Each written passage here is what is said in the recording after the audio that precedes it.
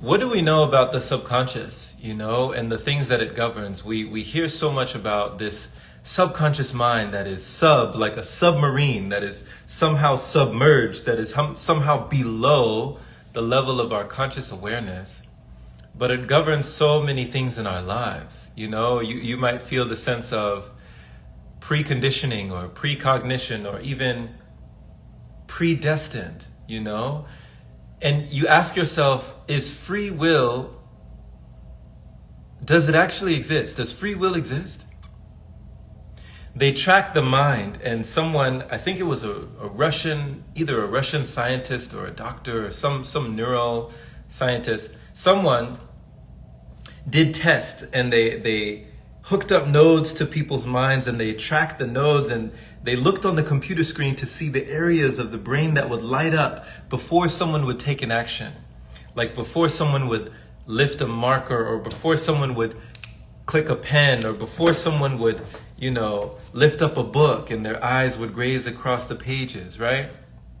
And so they looked at the brain scan, and they saw that like milliseconds before the person performed the action was performed in the mind first. Like we have already done the thing before we do the thing. And I want to make it make sense. They say, Jerome, go deeper. It makes sense, but make it make sense. Like really level with me here, because this was like, for me, this was way beyond my pay grade, like way beyond my conscious curriculum. This was not the knowledge that they taught us in college about the mind. The things that we would find when we become realigned with the inner mind. So if you're saying to yourself, okay, Jerome, okay, you're telling me what? Like before I think about, or before I do something, I've already done it? Like it's already done? Then where is conscious choice? Where is free will? Where is the freedom to choose if the choice has already been made in the mind? Well, that's what we're coming to find, how we can be more realigned. Because once we align with the subconscious, everything starts to happen automatically, because it's already happening automatically. You realize how much on autopilot we are. Back in the day, I was very ruled and very run by that auto mechanism, just that mechanism of, okay, you're on the road, you're driving, you're not thinking, right? Now you put on the blinker, it's blinking, you're not thinking, right? You've done this a million times before.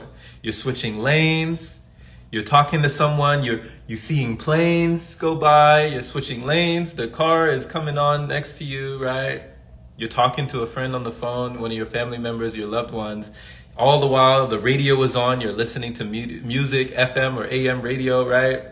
And you still get to your destination as if by a dream, as if by a modern day miracle, you still make it there. Who was the person doing all of that stuff without your conscious awareness? When you weren't thinking about clicking your blinker, when you weren't thinking about switching lanes, when you weren't thinking about stopping at that red light, or going slow at that yellow light, or going up at that green light, or, all that stuff that you were doing without thinking, who was doing that? Was that you? Or the subconscious? They said, Jerome, it's like when you're skiing down the slopes, down a mountain, if you ski down these slopes so many times, or if somebody has gone ahead and they've made a pathway already, it's easy to go down that pathway. Like the groove has already been created, the trail has already been blazed down that path, right? Well, that's like the mind, the neural pathways, the synapses, the connections, right? The neurons that fire together, they wire together. So the more you do something, the easier it is to do it again, and the easier it is to do it again, and the easier it is to do it again. But the less you do something, the more friction, right? You create that restriction when you create that distance. Well, if we don't have that resistance, can we have that distance? When we're trying to be our own witness with our own consistency, and persistency, where does it come into play? And what does it all mean today?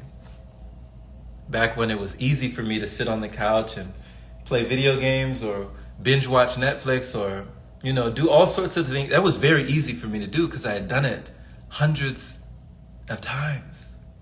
I'd sat literally for hundreds of hours. I remember looking at one of the stats on a video game that I had customized my avatar in this virtual reality. I had spent literal real life, like they say IRL, right? In real life, I had spent real days on this video game programming, right? And it was having an effect on me that I didn't realize at that time. I remember I played video games for so long, I walked outside and the real world looked pixelated. It was like I opened my eyes and I was like, what is this, a dream? So the more you do something, the more you want to do it. And the more you want to do it, the more it is done. But what is the battle that is eventually won when we work with our subconscious? As they say, if you never make the unconscious conscious, it will rule your whole life and you will call it fate. You ever heard somebody that said, hey, that's just the way things are. This is just my fate. Might not be great, but this is my fate. I've resigned, right? But it's not that we need to resign, but we must take the time to program the mind. When you're thinking about autopilot, the auto mechanism, think of a plane where they can basically just put it on autopilot and it's going to get to where it's going. Or a rocket ship that's just making micro adjustments in the moment, adjusting itself. There's always a course correction. And the plane makes it on target, a plane going from, Southern California to South Carolina, or wherever it's going. It's not always in a straight line. It's making micro adjustments all the time. Well, that's what we're doing all the time. These minor micro calculations in the mind that are below our conscious awareness, they're happening, all the time happening. But it's very incremental. It's so minute, it's so minuscule, it seems insignificant. It seems like it doesn't matter. But here's the paradox. It all matters.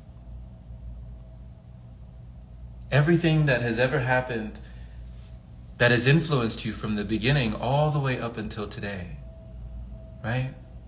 It's like that saying, history repeats itself. Why does history repeat? Why don't we learn? What do we earn? Why don't we see where we're headed? Why don't we turn? Right?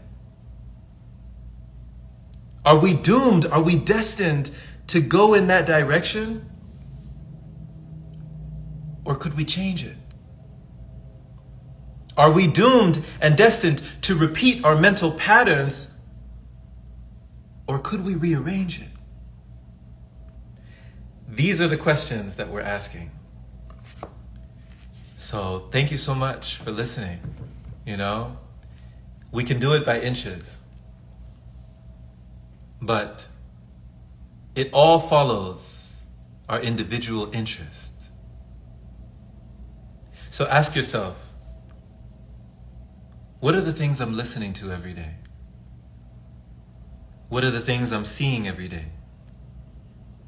What are the words I'm speaking every day? What are the thoughts I'm thinking every day? What are the things I'm feeling every day? What are the places I'm going to every day? Who are the people I'm around every day? Because this is the unconscious programming we are not aware of.